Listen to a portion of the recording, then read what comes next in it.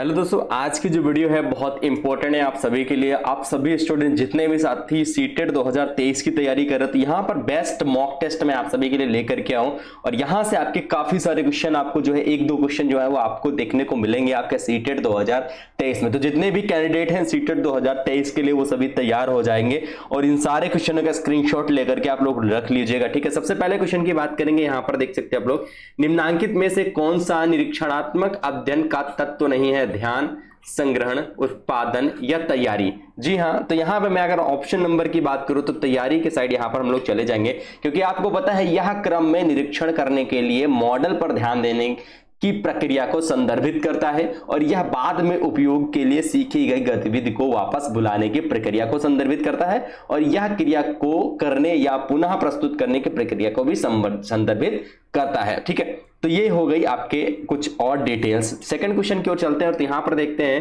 कि दृष्टि से हटने के बाद मस्तिष्क से हट जाना किसकी उपयुक्त व्याख्या है? आरंभिक संवेदी गामक अवस्था या आरंभिक पूर्व संक्रियात्मक अवस्था या फिर आरंभिक किशोरावस्था या फिर किशोरावस्था। तो यहां पे आपको पता है कि दृष्टि से हटने के बाद मस्तिष्क से हट जाना किसकी उपयुक्त व्याख्या हो जाएगी? जी हां, किसकी उपयुक्त व्याख्या हो जाएगी? तो यह आपकी हो जाएगी आरंभिक संवेदी गामक अवस्था हो जाएगी। ऑप्शन नंबर फर्स्ट के साइड चला जाएगा। क्योंकि संवेदी गामक अवधि या संवेदी गामक चरण जो होता है वो जन्म से लेकर के 1.5 वर्ष तक होता है, यानी शिशु अपनी इंद्रियों के माध्यम से और अपने कार्यों के माध्यम से दुनिया के बारे में सीखता है और संवेदी गामक चरण के दौरान संज्ञानात्मक क्षमताओं अर्थात वस्तु स्थायित्व, स्व अभिमान, विलंबित नकल व अभिव्यक्ति नाटक की एक श्रृंखला विकसित होती है। थर्ड नंबर क्वेश्चन क्या कहता है यहाँ पर कि मेयर एवं सलोवे के अनुसार निम्नांकित में से कौन सी प्रक्रिया भावात्मक बुद्धि के संप्रत्यय पर में शामिल नहीं है? तो पहला ऑप्शन हो जाएगा समझ, दूसरा हो जाएगा प्रत्यक्षण, प्रबंधन या फिर रचना। तो राइट आंसर आपका फोर्थ नंबर हो जाएगा। जी हां, फोर्थ नंबर आपका ऑप्शन हो जाएगा, क्या हो जाएगा भैया? रचना हो जाएगा आपका राइट आंसर। अगला प्रश्न हो जाएगा यहां पर कि नवीन जानकारी को शामिल करने के लिए वर्तमान स्कीमा यानी अवधारणा में बदलाव की प्रक्रिया क्या कहलाती है? क्या कहलाती है? जी हां, आत्मसात्वकरण या अहंकेंद्रित या फिर समायोजन या अनुकूलन। तो राइट आंसर आपका ऑप्शन नंबर ए की साइड चला जाएगा। जी हां, ऑप्शन नंबर ए आपका राइट आंसर हो जाएगा, ठीक है। तो यहां पे जितने भी साथी सीटेट 2023 वाले हैं, जी हां 2023 वाले, उन सभी के साथ इस वीडियो को शेयर करिएगा। साथ में जो पीडीएफ है वो मैंने टेलीग्राम पे अपलोड कर दिया, वहां से भी जाकर के आप इसको देख पाएंगे, ठीक है। अगला क्वेश्चन हो जाएगा हमारा कि कोहलबर्ग के नैतिक विकास संबंधित सिद्धांत के अंतर्गत निम्नलिखित में से कौन सी बात उस सिद्धांत की एक अवस्था नहीं है? संवेदी प्रेरक, रूढ़िगत या फिर पाक रूढ़िगत या फिर प्रश्न रूढ़िगत। तो राइट आंसर आपका क्या हो जाएगा? संवेदी हो जाएगा। जी हां, क्या हो जाएगा? संवेदी प्रेरक हो जाएगा, ठीक है, संवेदी प्रेरक हो जाएगा, यानी ऑप्शन नंबर ए के साइड चला जाएगा। नेक्स्ट क्वेश्चन हो जाएगा यहां पर कि CWSN के लिए मुख्य शिक्षण तकनीकी है सहयोगात्मक अधिगम, साथी समूह शिक्षण, ए व बी दोनों यानी फर्स्ट एंड सेकंड दोनों, या फिर व्याख्यान विधि। तो आपको पता होना चाहिए सबसे पहले कि CWSN क्या है, इसका फुल फॉर्म क्या होता है। तो CWSN का फुल फॉर्म होता है चिल्ड्रन विद स्पेशल नीड्स, यानी सहयोगात्मक अधिगम जो होता है वो हमारा क्या होता है, एक मतलब ये CAW के मुख्य शिक्षण के अंतर्गत आता है। दूसरा साथी समूह शिक्षण, ये भी हमारा उसके अंतर्गत आता है। इस वजह से राइट आंसर आपको ऑप्शन नंबर थर्ड हो जाएगा, यानी ए बी दोनों या फर्स्ट एंड सेकंड दोनों। अगर आपसे पूछा जाता है CWSN का फुल फॉर्म क्या होता है, तो यहां पे आप देख सकते हो चिल्ड्रन विद स्पेशल नीड हो जाएगा फिर राइट आंसर। अगला हो जाएगा यहां पर कि अभिप्रेरणा का परिणाम क्या हो जाएगा? लक्ष्य केंद्रित करना या फिर अनिर्देशित व्यवहार या फिर आपका उत्तेजना व्यवहार या फिर समस्या समाधान अभिवृत्ति। राइट आंसर आपका लक्ष्य केंद्रित व्यवहार हो जाएगा आपका ऑप्शन नंबर ए हो जाएगा। अगला प्रश्न हो जाएगा कि समावेशित विद्यालयों में बाल केंद्रित मूल्यांकन प्रणाली होनी चाहिए, लचीली, निरंतर, भागीदारपूर्ण या फिर ये सभी। तो आपको पता होना चाहिए कि समावेशित विद्यालयों में बाल केंद्रित यानी बालक के केंद्रित का मूल्यांकन प्रणाली जो है वो एक तो आपका लचीला भी होना चाहिए, निरंतर होना चाहिए, भागीदारी पूर्ण होना चाहिए। राइट आंसर आपका हो जाएगा ये सभी। जी हाँ, क्या हो जाएगा, ये सभी हो जाएगा। नेक्स्ट क्वेश्चन आपका हो जाएगा कि वस्तुनिष्ठ प्रश्नों का उद्देश्य है। वस्तुनिष्ठ प्रश्नों का क्या उद्देश्य हो जाएगा, छात्रों के लेखन कौशल की जांच, छात्रों की अभिरुचि की जांच, या छात्रों की संगठनात्मक क्षमता की जांच, या छात्रों की कौशलता एवं ज्ञानोपार्जन की जांच। राइट आंसर आपका छात्रों की कौशलता एवं ज्ञानोपार्जन की जांच हो जाएगा। राइट आंसर आपका 4th नंबर हो जाएगा। जी हाँ, अगला हो जाएगा यहां पर हमारा कि गॉर्डन के बुद्धि सिद्धांत के अनुसार बुद्धि का एक प्रकार है, कौन सा प्रकार है, भाषीय बुद्धि हो जाएगा, एस्थेटिक बुद्धि हो जाएगा, अस्तित्ववादी बुद्धि हो जाएगा, या फिर ये सभी हो जाएगा। तो मैंने आपको बताया है कि अगर आप थोड़ा सा भी कंफ्यूज होते हो ऐसे क्वेश्चन में, तो अगर आपको तुक्का मारना है, जी हाँ, तुक्का सभी मारते हैं, 1-2 क्वेश्चन 2-4 क्वेश्चन में तुक्का सभी मारते हैं, तुक्के के बारे में सभी को पता है। तो आप अगर आपके सामने आता है ये सभी, और आप अगर किसी भी क्वेश्चन में 3 ऑप्शन में थोड़ा सा डाउट है और चौथा ऑप्शन ये सभी है, तो मार दीजिएगा भैया। जी हाँ, 4th नंबर ही हमारा राइट आंसर हो जाएगा यहां पर। अगला हो जाएगा यहां पर कि मौखिक परीक्षा का उद्देश्य क्या है। जी हाँ, मौखिक परीक्षा का मुख्य उद्देश्य क्या हो जाएगा, विद्यार्थियों की कठिनाइयों की पहचान करना, भाषा के धारा प्रवाह एवं लचीले प्रयोग की जांच करना, या विद्यार्थियों के भाषाई कौशल को प्रयुक्त करने की क्षमता की जांच करना, या उपयुक्त सभी हो जाएगा। तो भैया राइट आंसर आपका उपयुक्त सभी ही हो जाएगा यहां पर 4th नंबर। अगला हो जाएगा यहां पर कि कक्षा, जी हां, कक्षा 11 के विद्यार्थियों, डबल बार यहां पर हो जाएगा, ठीक है।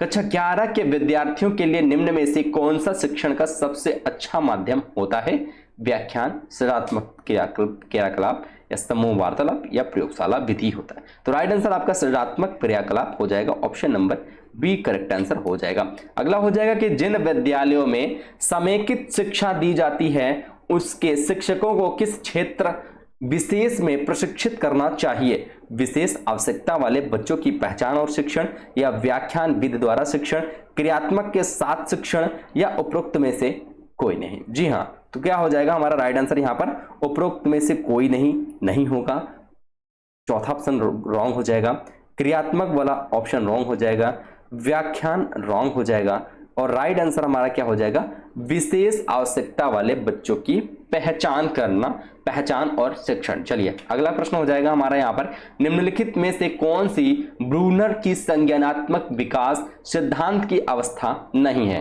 प्रतिबिंबात्मक अवस्था, संकेतात्मक अवस्था, एक्रिलिक अवस्था, या फिर क्रियात्मक अवस्था। राइट आंसर आपका क्या हो जाएगा, एक्रिलिक जो अवस्था होती है वही हमारा राइट आंसर हो जाएगा, ऑप्शन नंबर सी के साइड चला जाएगा। अगला प्रश्न आपका हो जाएगा कि पृथ्वी पर मौसम परिवर्तन का होना इस तथ्य पर आधारित है कि पृथ्वी का अक्ष झुका हुआ, या वर्ष में पृथ्वी की परिक्रमण गति बदलती है, या वर्ष में पृथ्वी अक्ष बिंदु भिन्न भिन्न दशाओं में होते हैं, या फिर गर्मियों में पृथ्वी सूर्य के निकट होती है। तो पृथ्वी पर मौसम परिवर्तन होने का तथ्य क्या है इनमें से, उसका जवाब आपको नीचे कमेंट सेक्शन में देना है। जी हाँ, कमेंट सेक्शन में देना, क्योंकि आप कक्षा 1, 2, 3, 4 सभी क्लास में आप ये पढ़ते आए हैं कि पृथ्वी पर मौसम जो परिवर्तन होता है वो किसके कारण होता है, पृथ्वी पर दिन रात किसके कारण होता है, ये सारी चीजें आप लोग पढ़ते हुए आए, तो इसका जवाब आपको नीचे कमेंट बॉक्स में देना है। चलिए अगला प्रश्न हो जाएगा यहाँ पर कि विश्व पर्यावरण दिवस 2019 का विषय क्या था, जल प्रदूषण को हराना, ध्वनि प्रदूषण को हराना, वायु प्रदूषण को हराना, या फिर मृदा संरक्षण को हराना, या फिर मृदा संरक्षण। ठीक है, तो आपको पता है कि विश्व पर्यावरण दिवस की अगर हम यहां पर बात करेंगे तो विश्व पर्यावरण दिवस में सबसे ज्यादा पर्यावरण प्रदूषण जो होता है वो वायु के कारण होता है, वायु में गंदगी, धूल, ये मतलब हर एक चीज के कारण होता है। ठीक है, तो यहां पर हमें क्या विषय था 2019 का, विषय यही था कि वायु प्रदूषण को हराना। जी हाँ, वायु प्रदूषण को हराना ही हमारा विश्व पर्यावरण दिवस 2019 का विषय था। अगला प्रश्न जाएगा कि पारिस्थितिकी तंत्र में ऊर्जा प्रवाह होता है 4 दिशाओं में, 3 दिशाओं में, 2 दिशाओं में या फिर 1 दिशाओं में? तो आपको पता है कि पारिस्थितिकी तंत्र में ऊर्जा का जो प्रवाह होता है वो बेसिकली एक ही दिशा में होता है। ऑप्शन नंबर डी हमारा करेक्ट आंसर हो जाएगा। अगला हो जाएगा जल प्रदूषण से होने वाले रोगों का सही समूह है। हैजा, पेचिस, पोलियो, टाइफाइड, हैजा, पीलिया, टाइफाइड, एनीमिया, स्कर्वी, वास्फीति या फिर टाइफाइड या हैजा, पीलिया, टाइफाइड या स्कर्वी। तो राइट आंसर आपका क्या हो जाएगा? जी हाँ, जल प्रदूषण से होने वाले रोगों का सही क्रम सबसे पहले हैजा, फिर पेचिस होती है, हैजे के बाद पेचिस होती है, फिर उसके बाद होगा तो पोलियो भी हो सकता है और टाइफाइड भी हो सकता है। ठीक है, तो ये हो जाएगा हमारा सही क्रम। आप इसको नोट डाउन जरूर से जरूर कर लीजिएगा। अगला क्वेश्चन देखते हैं लोग यहाँ पर कि निम्नलिखित में से कौन सा कथन सही नहीं है?